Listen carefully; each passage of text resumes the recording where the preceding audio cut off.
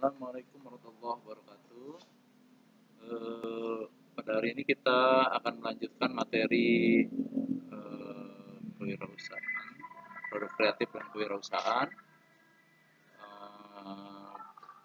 Kesempatan ini membahas tentang penentuan peluang usaha. Jadi kita bila ingin berwirausaha, kita harus pandai menentukan peluang usaha apa yang tepat yang bisa kita ambil untuk menjalankan suatu usaha tertentu ya. Nah, peluang usaha ini dikatakan bahwa peluang usaha itu bersumber dari adanya kebutuhan individu atau masyarakat.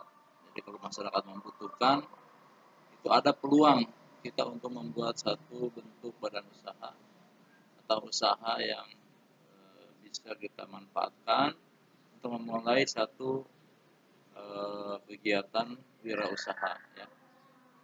Nah, untuk memenuhi kebutuhan masyarakat diperlukan satu diagnosis terhadap lingkungan secara keseluruhan yang meliputi ekonomi, faktor ekonomi, politik, pasar, persaingan, pemasok, teknologi, sosial, dan geografi ya. Untuk menentukan peluang usaha ini seharusnya wirausaha senantiasa mencari informasi terkait perubahan lingkungan dan kebutuhan masyarakat. Jadi masyarakat sekarang butuhnya apa gitu ya. Nah, dengan memanfaatkan potensi diri dalam menentukan peluang usaha yang cocok, dapat menggunakan dua pendekatan. Pendekatan pertama yaitu inside out atau dari dalam keluar, yang artinya bahwa keberhasilan akan dapat diraih dengan memenuhi kebutuhan yang ada pada saat ini. Jadi kebutuhan sekarang itu apa? Nah, yang kedua pendekatan outside in, dari luar ke dalam, ya, bahwa keberhasilan akan dapat diraih dengan menciptakan kebutuhan. Nah, di sini diperlukan inovasi ataupun suatu kreativitas kita membuat suatu produk.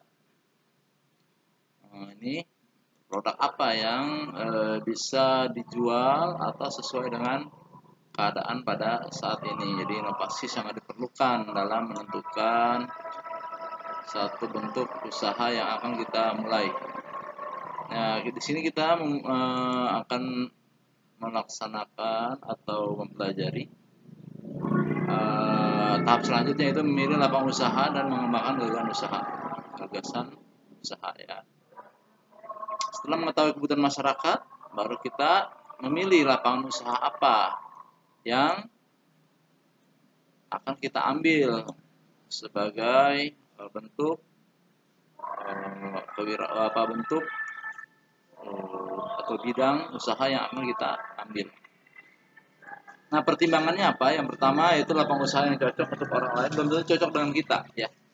Jadi biasanya itu apa yang menjadi keahlian kita, itulah atau yang menjadi bidang yang kita sukai, passion kita itu cocok untuk kita. Tapi ketika kita melihat lapangan usaha yang dilakukan oleh orang lain belum tentu cocok dengan kita, kecuali kita mau belajar dari orang tersebut ya. Bisa. Terus lapangan usaha pada masa lalu menguntungkan belum tentu pada saat menguntungkan. Contohnya apa? Warnet. Sekarang udah mulai ditinggalkan ya kan, apalagi wartel ya kan, udah ditinggalkan oleh masyarakat. Tidak dibutuhkan lagi. Jadi yang dulu menguntungkan jangan kita ambil untuk lapangan usaha, belum tentu sekarang ya. Nah, kecuali untuk hal-hal atau bidang-bidang bahan pokok ya, seperti umpamanya lontong. Nah, itu kalau itu kan memang kebutuhan pokok masyarakat sehari-hari.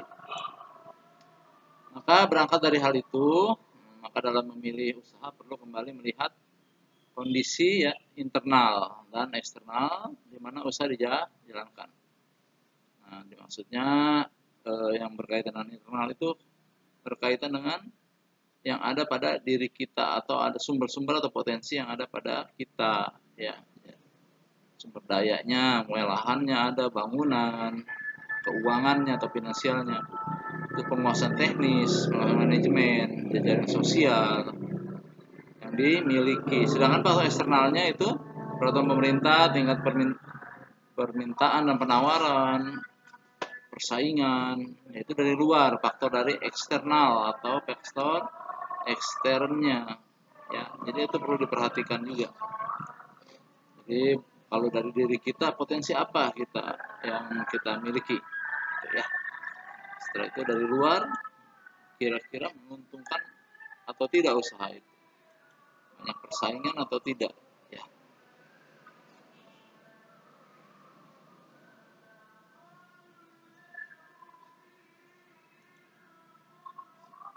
Nah, selanjutnya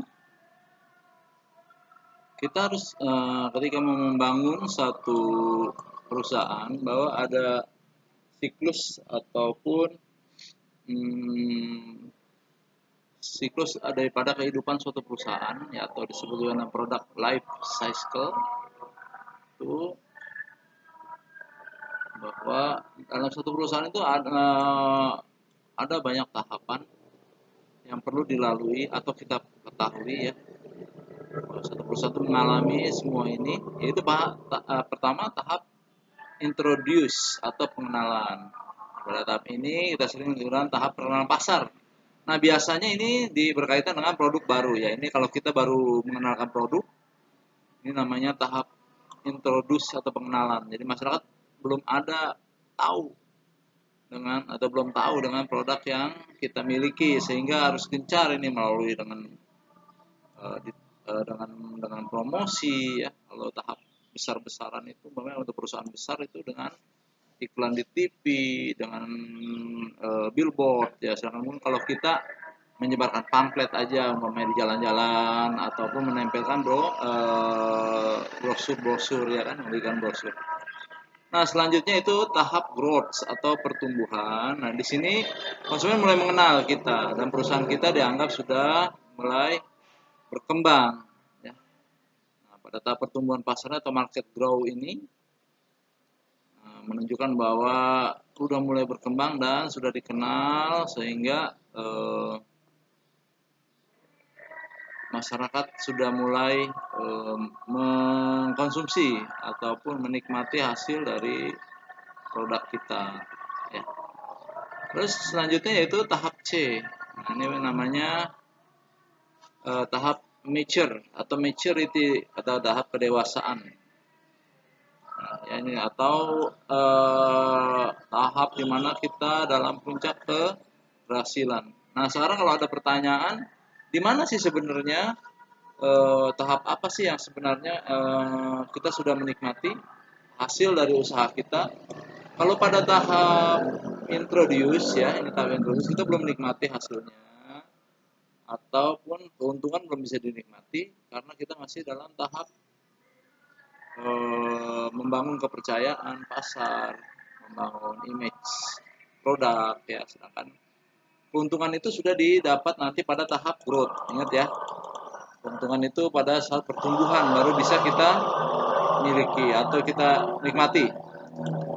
Selanjutnya itu tahap maturity atau tahap kedewasaan. Ini adalah tahap di mana kita sedang maju-majunya atau sedang mengalami masa kejayaan daripada perusahaan kita. Ya, jadi tahap ini untuk pemasarannya disebut juga dengan market maturity atau mature, kedewasaan pasar. Penjualan mulai mengalami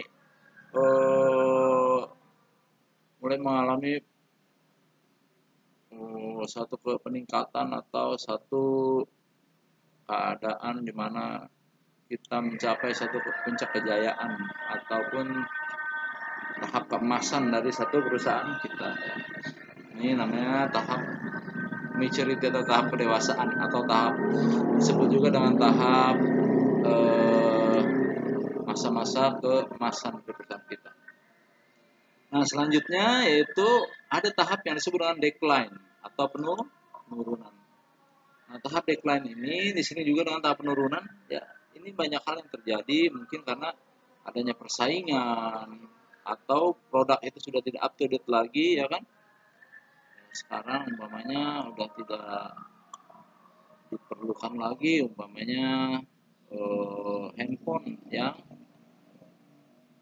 tidak memiliki internet, ya itu udah akan mengalami penurunan penjualannya. Kenapa begitu? Karena sekarang sudah pada tahap Android. Nah, itu kita harus mengantisipasi, ya kan?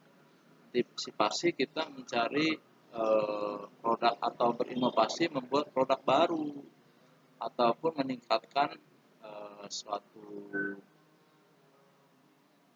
nilai jual yang lain dari produk kita, ya, atau satu nilai lain yang dibutuhkan oleh masyarakat, ya.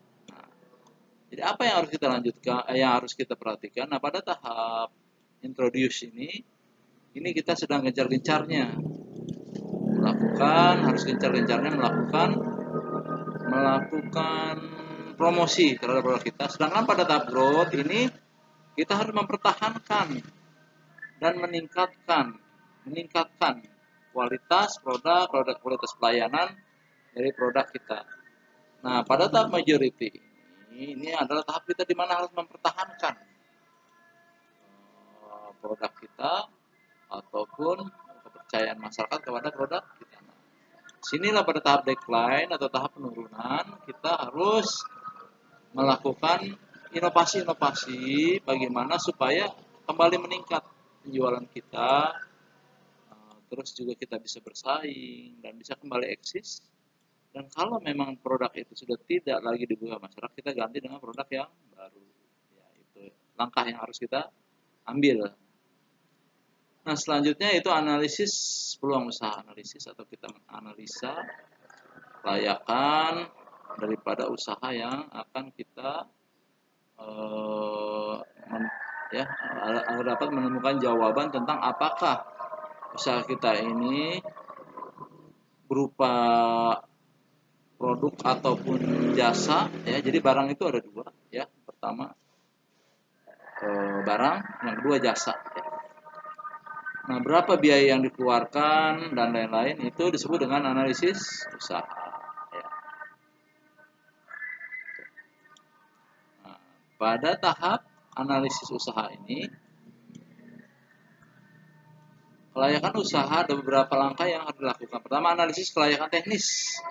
Teknisnya harus kita analisis, yaitu terdiri dalam identifikasi, analisis teknis, uji coba produk atau jasa, ya. Kita uji coba kelayakannya, apakah produk kita ini sudah memenuhi standar, umpamanya kalau produk barang SNI atau belum, ya, seperti itu. Kalau jasa umpamanya itu diperlukan masyarakat atau tidak. Nah, seterusnya adalah analisis peluang pasar, terdiri dalam analisis potensi pasar dan identifikasi pasar potensial. Nah, pasarannya barang kita ini mau dijual kemana? Ya, segmennya untuk siapa?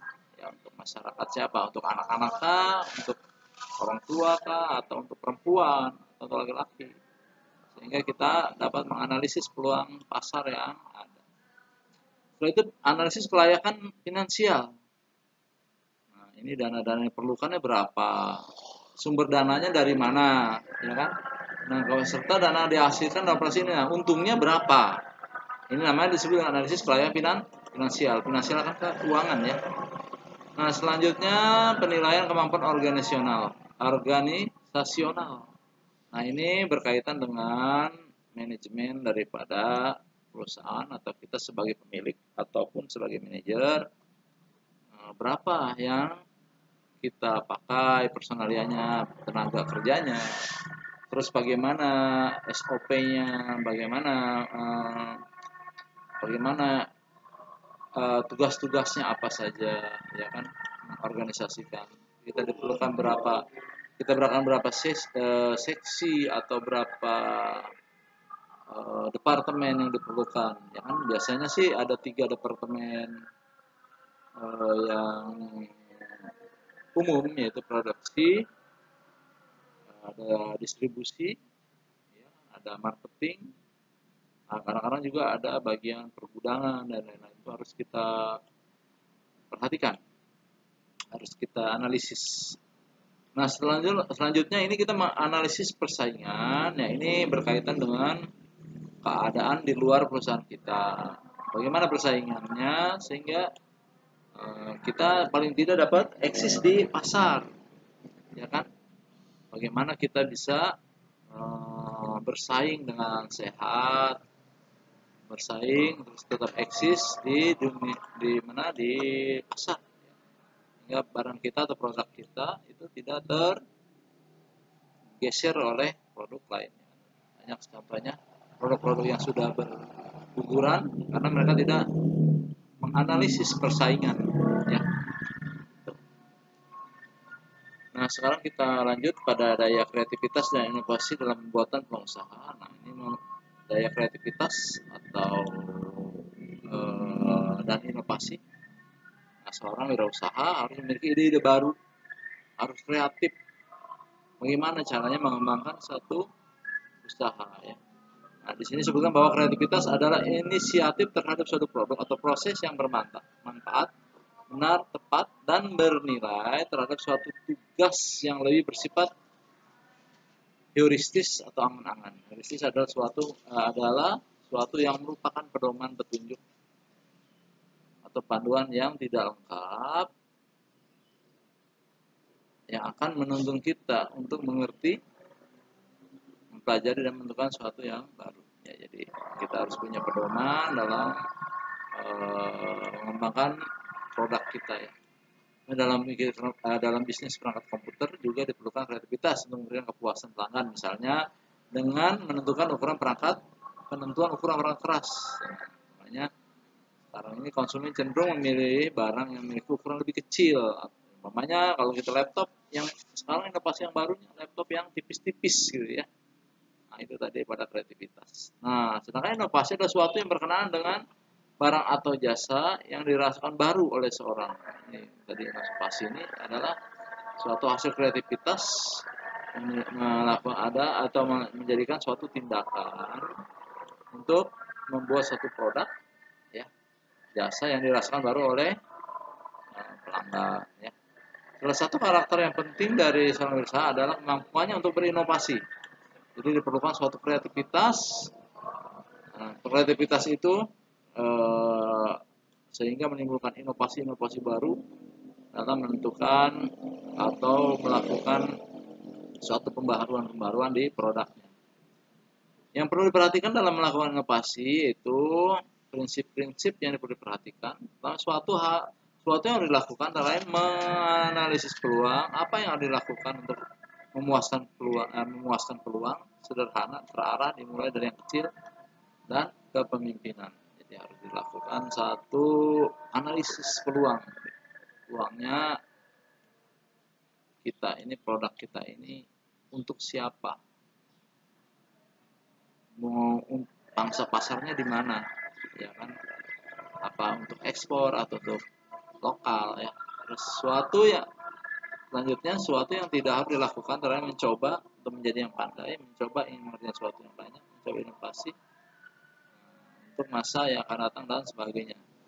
Jadi kita tidak perlu melakukan sesuatu yang sia-sia, ya.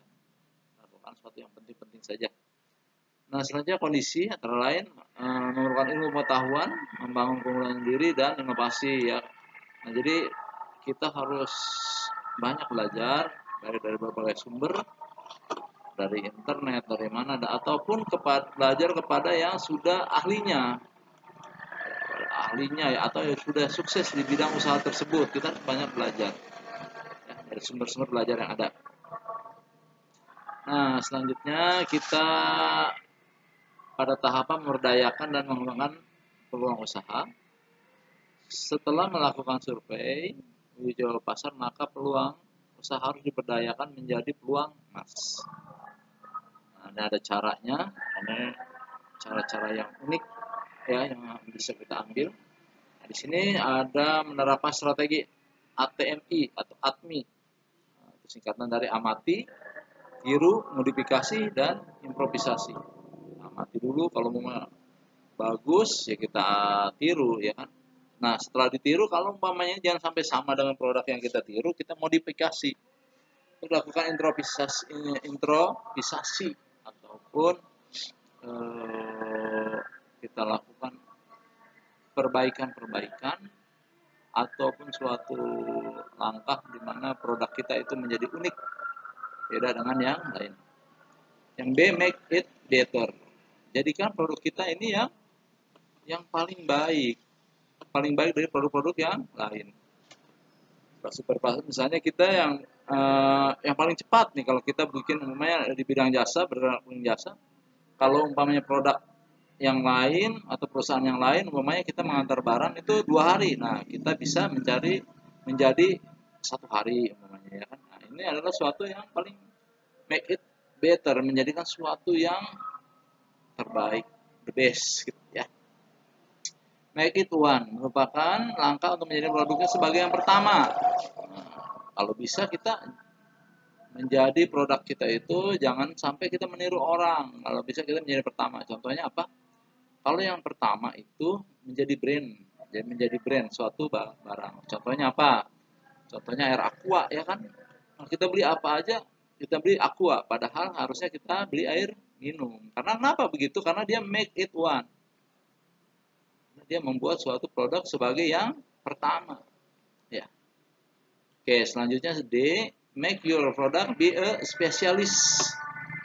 Nah, ini menjadi khusus, suatu yang khusus, barang yang khusus. Umpamanya apa? Seperti kalau yang lain produknya apa? Kita bergerak dari air minum umpamanya.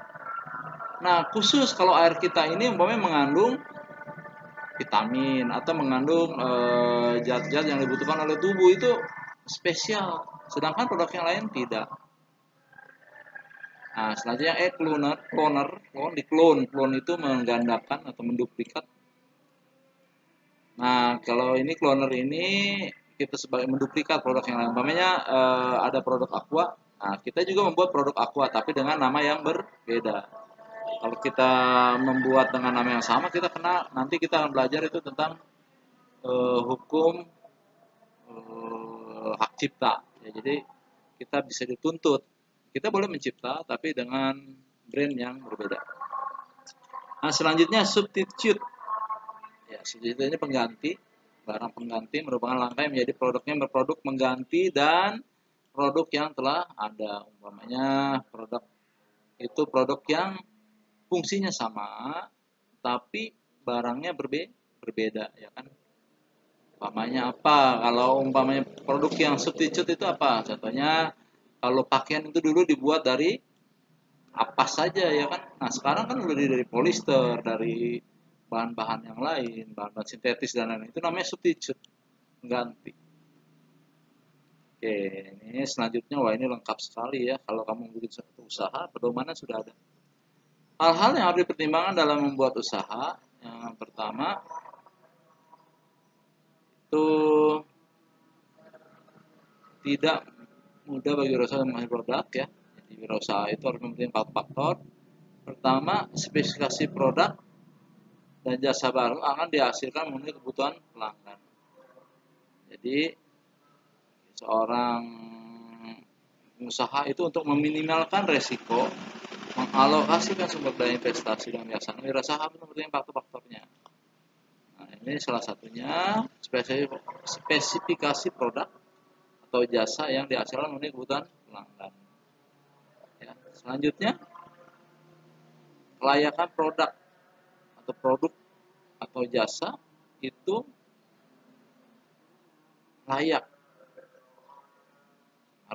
harus layak untuk dipasarkan. Namanya kalau pantas lah ibaratnya untuk dipasarkan, ya kan? Dibutuhkan oleh masyarakat. Penguasaan proses pembuatan produk atau proses produksi, ya kan. Kita mau membuat satu produk, ya harus tentu saja kita harus menguasai cara pembuatannya. Selanjutnya produksi jenis yang telah ada di pasaran. Nah, bagaimana yang ada? Keunggulannya apa? Nah, kita membuat yang seperti apa? Gitu ya. Terus strategi pemasaran produk atau jasa baru yang akan dipakai. Nah, kita kalau orang umpamanya promosi melalui televisi, melalui baliho ataupun billboard. Nah, kita umpamanya melalui internet dan lain-lainnya, medsos ya. Itu silahkan saja strategi yang akan kita kembangkan dalam memasarkan produk kita atau memperkenalkan produk kita. Nah, sedangkan hal-hal yang perlu diketahui untuk masuk ke dunia usaha ini, yang pertama yaitu hal-hal yang diperlukan. Pertama, adanya peluang usaha.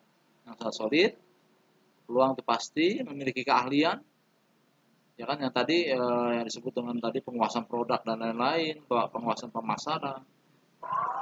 Nah, terus pendekatan yang benar dalam menjalankan usaha, memiliki dana. Nah, ini penting sekali ya dana ini, dan untuk memulai suatu usaha, karena kita tidak ujuk-ujuk dapat dana dari bank.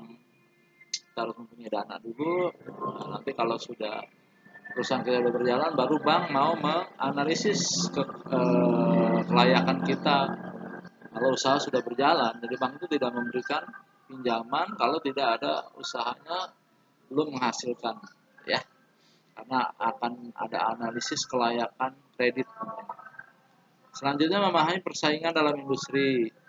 Ini kekuatan yang ada dalam persaingan itu, 5 kekuatan yang ada dalam persaingan di sektor industri, ya. Ancaman dari pendatang baru, ya. Pendatang baru tentu saja akan membawa satu inovasi baru. Nah, barang pengganti, umpamanya kapas ini bisa tergantikan oleh tadi bilang polister dan lain-lainnya, kan, dengan fungsi yang sama tapi memiliki kualitas yang lebih baik. Kekuatan tawaran menawar dari pemasok. Pemasok ini adalah ketika kita memerlukan barang baku atau bahan-bahan untuk produk kita. Nah, selanjutnya ini dari pembeli ataupun dari konsumen, tawar-menawarnya, ya. Nah, selanjutnya persaingan di antara para pesaing yang ada, sama-sama produk sejenis, ya, atau pengusaha yang bergerak di bidang usaha sama. Nah, untuk menghadapi situasi pasar tersebut, ada beberapa dasar strategi yang umum ataupun yang dasar. Pertama yaitu produk yang berbeda atau produk differentiation. Produk harus berbeda. Terus keunggulan biaya, bagaimana kita bisa efisien sehingga mungkin saja produk kita beda harga atau lebih murah dari produk yang lain. Biaya fokus atau cost fokus, terus perbedaan fokus atau fokus differentiation. Itu hal-hal yang perlu diperhatikan ketika kita memulai suatu usaha. Nah, selanjutnya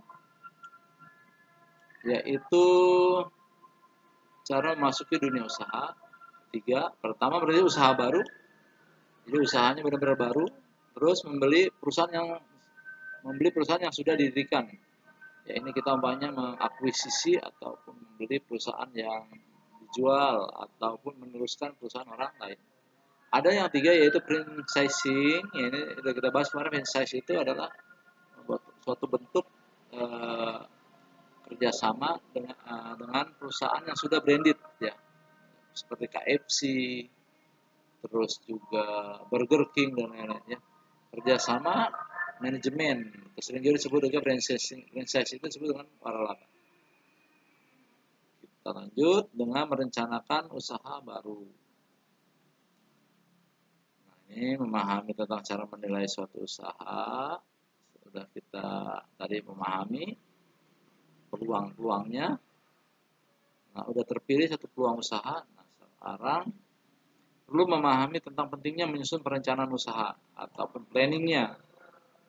Ya, pertama, pentingnya perencanaan usaha. Jadi usaha itu harus dilakukan suatu bisnis plan atau perencanaan dalam membangun sebuah usaha. Ya. Rencana usaha itu definisinya apa? Perencanaan usaha itu merupakan satu kumpulan dokumen yang menyatakan keyakinan kemampuan sebuah usaha untuk menjual barang ataupun dengan menghasilkan profit yang tinggi dan menarik investor untuk menanamkan. Sering juga disebut dengan proposal usaha, ya. Sering juga disebut dengan proposal usaha. Nah, selanjutnya itu pengertian perencanaan usaha. Agar berjalan dengan benar, maka seorang berusaha harus menyusun bisnis plan-nya atau perencanaan usahanya. Apa sih bisnis plan itu? Adalah suatu dokumen ataupun yang satu berkas-berkas atau dokumen-dokumen yang menyatakan keyakinan atau kemampuan bisnis yang menjual barang atau jasa dengan menghasilkan keuntungan. sehingga menarik bagi penyokong dana. Jadi kita kalau perusahaan besar itu bisa menarik investor sehingga kita bisa menggunakan atau mengembangkan usaha kita. Adapun hal-hal yang dalam bisnis plan itu rincian keuntungan dan neraca pembayaran, proyeksi aliran kas 2 tahun yang akan datang, pandangan dan ide untuk 2 tahun yang akan datang, pandangan dan ide anggota tim menyangkut strategi dan tujuan perusahaan yang hendak dicapai. Jadi dalam rincian dalam satu draft ini berisi 4 komponen. Kerangkanya apa atau strukturnya itu apa? Dalamnya pertama nama perusahaan itu harus tertulis, lokasi ataupun alamat perusahaan, komoditi yang diusahakan barangnya apa, barangnya yang di produk kita apa, produksi kita apa, terus konsumen yang dituju itu siapa saja, bangsanya siapa, terus pasar yang akan dimasuki, ya, apakah dalam negeri, apakah luar negeri, ya, itu apa untuk ekspor, terus partner yang diajak kerjasama, kita bekerja sama dengan siapa, pasoknya siapa, ya, person atau cabang-cabang kita siapa, personel yang dipercaya. Nah, ini menyangkut kepada orangnya atau strukturnya, personalnya, manusianya, pejabat-pejabatnya dalam perusahaan kita, siapa direkturnya, siapa kepala bagiannya, siapa mandornya, ya kan. Jumlah modal yang diharapkan dan yang tersedia. Dan di sini jumlahnya berapa? Kalau kita mengajukan kepada bank, modal yang kita harapkan berapa dan yang udah ada di perusahaan berapa. Selanjutnya peralatan yang ada di perusahaan yang perlu disediakan apa? Ini ya. Terus penyebaran promosi. Yang promosi itu tadi untuk memperkenalkan produk kita itu seperti apa. Promosinya ke masyarakat seperti apa. Nah, ini bentuk formatnya. Ini nanti kalian bisa searching, proposal usaha namanya. Nah, halaman depan ini biasanya cover, daftar isi, rangkuman, eksekutif, penjelasan tentang perusahaan, pemasaran, barang atau jasa, usaha penjualan, modalan, appendixnya. Nah, ini kita kalau kita membuat suatu proposal usaha atau bisnis plan. Nah, ini isinya latar belakang, identifikasi pemilik, identitas pemilik, data perusahaan, aspek produksi, aspek pemasaran dan aspek keuangan. Nah, kenapa suatu perusahaan itu bisa gagal? Kegagalan itu biasa terjadi, biasanya ini hal-hal yang berikut ini. Tidak mengambil suatu keputusan,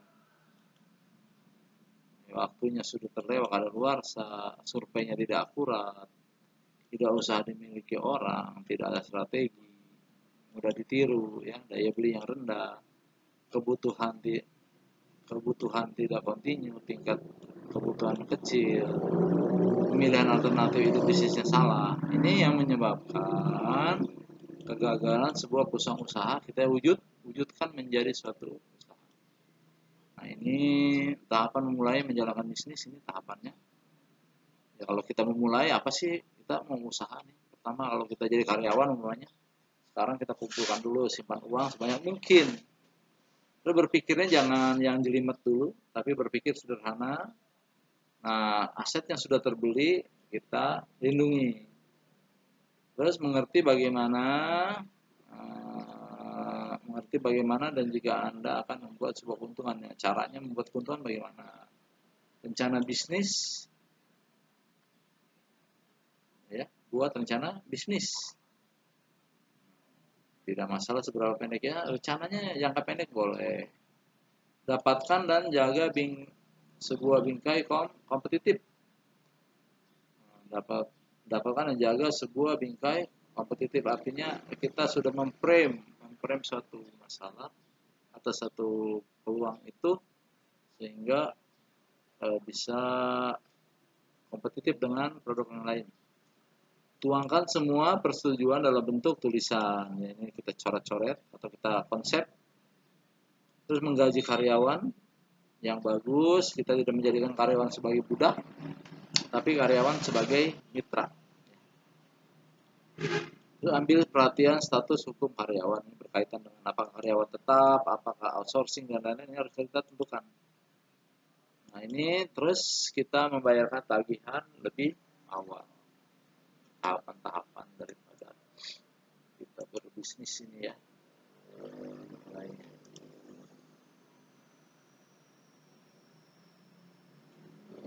Oke, mungkin Bapak cukupkan sampai di sini dulu. Mudah-mudahan bisa bermanfaat. Bapak akhiri, wassalamualaikum warahmatullahi wabarakatuh.